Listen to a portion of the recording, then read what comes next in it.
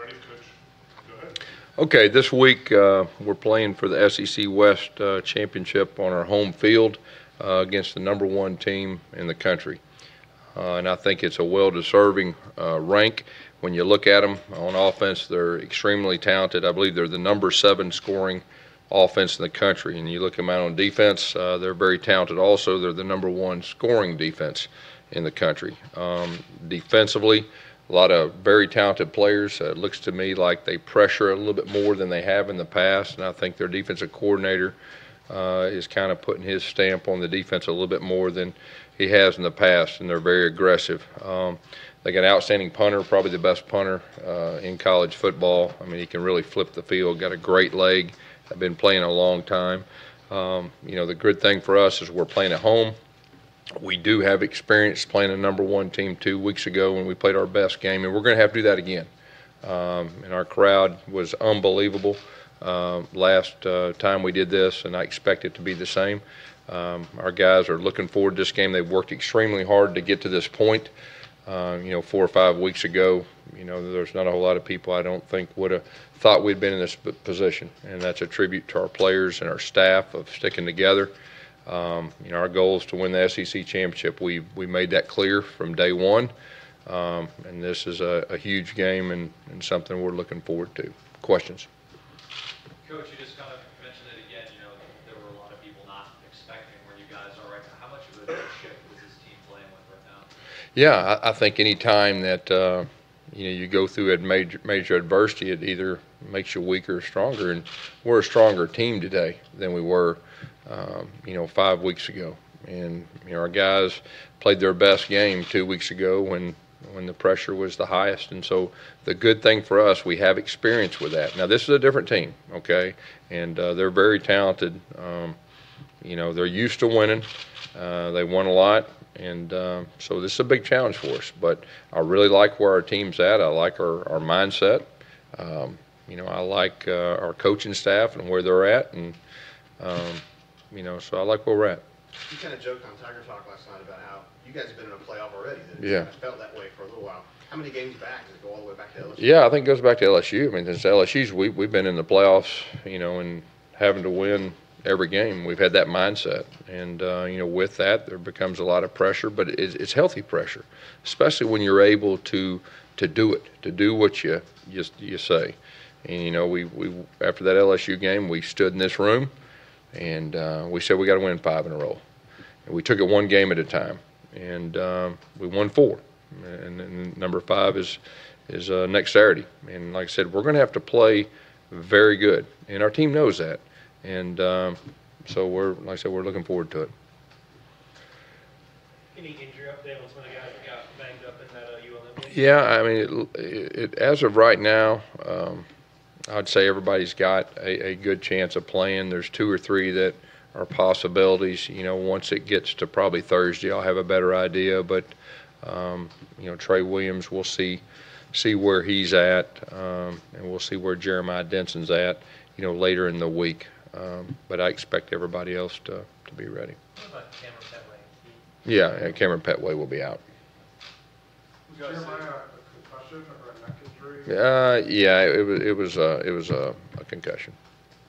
Gus, this game is big enough, obviously, in and of itself. But when you've got something to play for too, like an SEC West, trip to Atlanta, Yeah. does it change the dynamic of the game, or it's just big? Well, I mean, I think you got the Iron Bowl. It's big. And you add the Iron Bowl with the possibility of a SEC West championship. It feels like 2013. It feels exactly the same way. And it's a big game, and it means more. And so it feels the same way.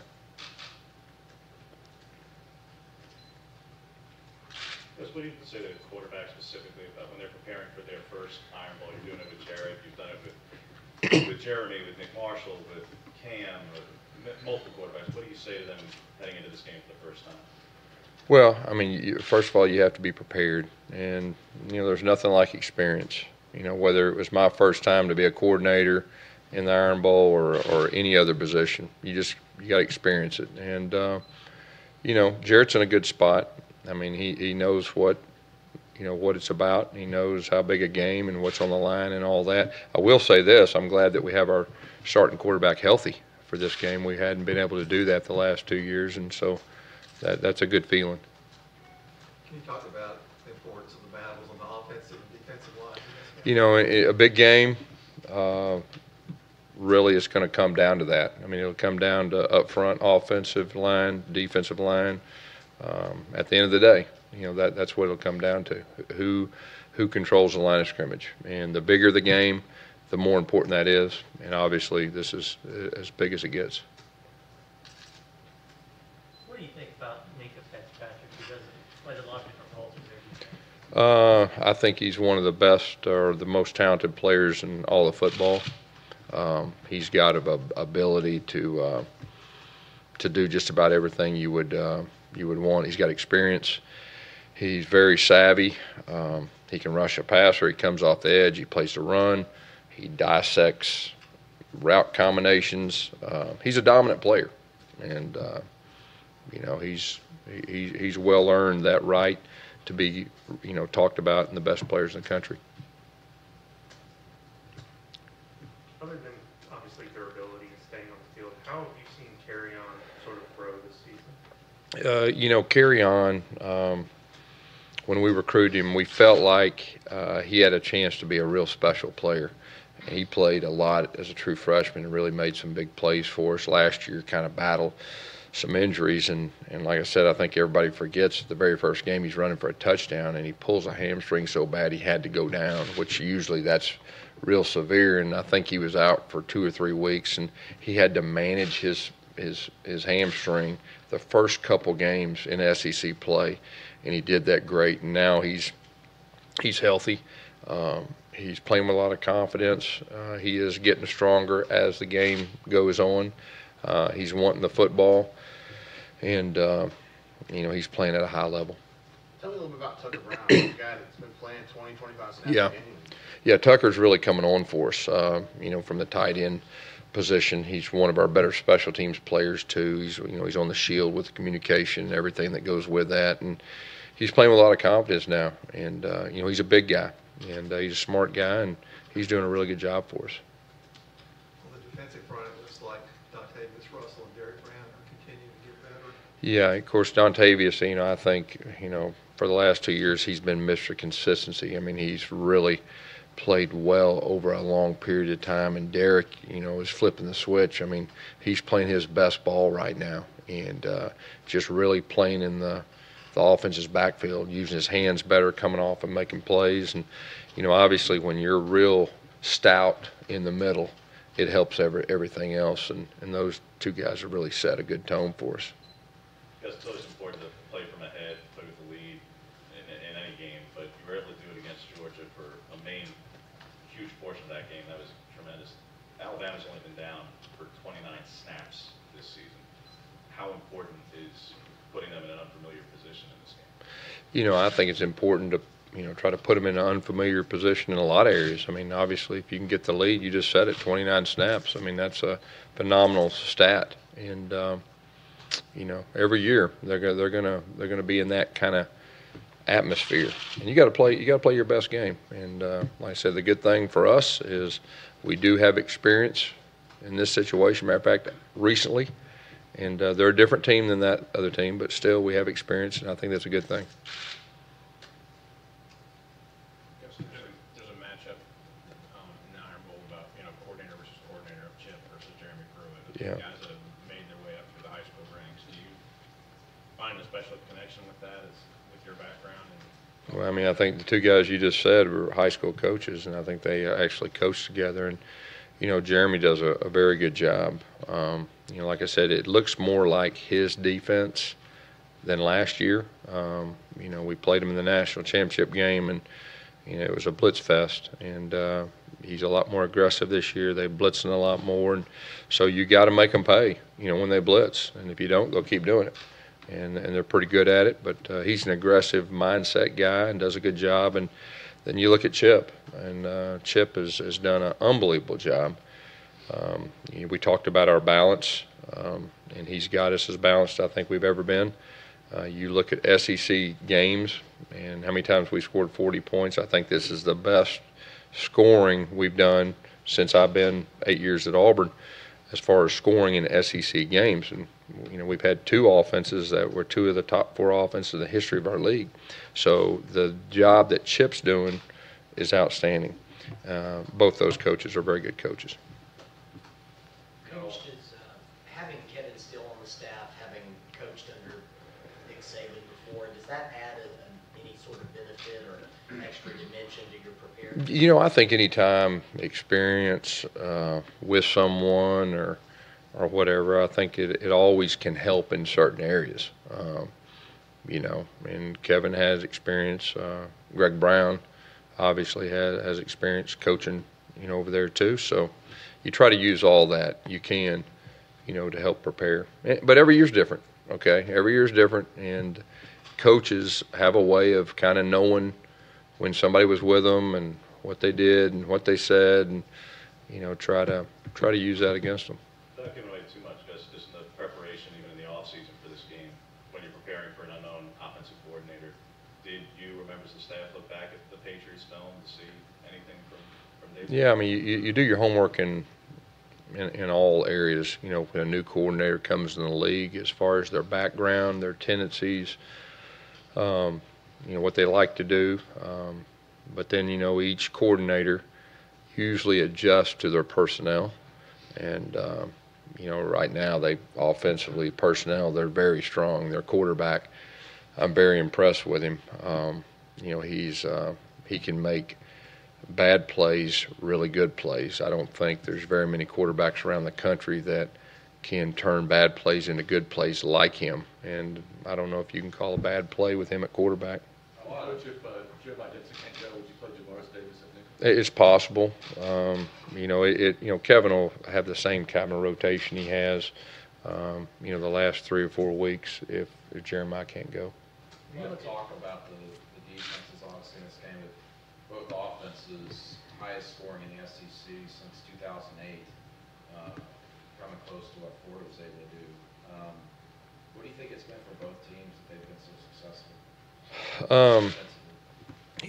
Offensively, just for them, I mean, their quarterback was the player of the year last year in the SEC. Calvin Ridley, I'm very impressed with. He's one of the better, receivers, in all of football. And then the running backs, they got a slew of them that are very talented and got a lot of guys back. As far as us goes, I think you've seen us grow into who we are, and a new coordinator coming in and providing balance and some new ideas. And I think our quarterback, you see a quarterback that's playing better, playing very efficient, spreading the ball around. And I think you see a running back that's playing, probably as good as anybody in the country right now. Gus, your defense has done a good job of playing within the system. Yeah. How important is that against a guy like Jalen Hurts? Yeah, I mean, like I said, probably the scariest thing is when things break down. I mean, he just takes off, and he's like a running back, and so you got to stay in your gap. You got to gain tackle. You got to keep him contained. Yes, sir. This is just a philosophical hypothetical. Uh-oh. If you lose to, Look if at you him. lose to Alabama, is it a success? I'm not going there. I'm not going. Wait a minute. Right now, I mean, we're playing for the SEC West. We're gearing up for that. So I don't go hypotheticals past that. I mean, this is a huge game. Probably as big a game as we had around here since 2013, and so that's what we're focused on. Are the big games kind of like the performance of Jarrett in the big game against Georgia compared to against Clemson and LSU earlier big games? Is those kind of evidence of how much he's matured? You look at the first of the year. I mean, I think everybody saw even our first game. I mean, we needed experience as a group. We have a new coordinator trying to really figure out our identity. And, somewhere along the line, game 4 or so, it started kind of clicking. And then, obviously, if you take away the second half, the LSU, I mean, I think we played phenomenal offense. And so I think it's just more of a experience type deal, growing, maturing, getting used to a new coordinator getting used to his players. And, what Chip's done, too, I think he's done a super job of getting the ball to our players with what they do best. and really playing to their strengths. And so it takes a while from a coordinator standpoint to figure out exactly the strengths of each player, because you go through practice, you get some information. But you go in games, that's when you find out for real. So what you've seen is Chip kind of build around his strengths of his players and play to their strengths. And so I think it's kind of a combination of all that that got us to this point. Do you feel like you figured out your issues that you had on kickoff coverage? We're better than we were a few weeks ago.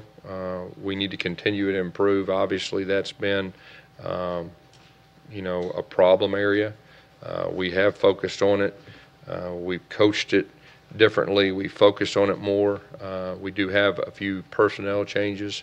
To answer your question, yes, we are better in that area. What about Aiden Marshall? He's been kind of hot and cold at times. He's a young guy.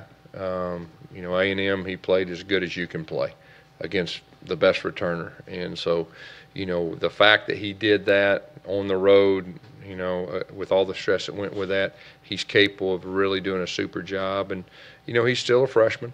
And but I think he's done a solid job. Now, we'll need him to play well. The field position, like with their punter, he's as good as it gets. He's a huge weapon. They have very few return yards, and he'll kick it 50 plus, and puts great hang time on it too. In that game against Georgia, your players came out, were very loose, danced on the sideline from beginning to end. Do you want that same type of atmosphere on the sideline with your guys? We need to be loose. We play our best when we're loose, and our coaching staff needs to be loose. I need to be loose, and I'm going to. And, I'm real proud of our team getting us to this point. They've earned that, and I want them to enjoy it.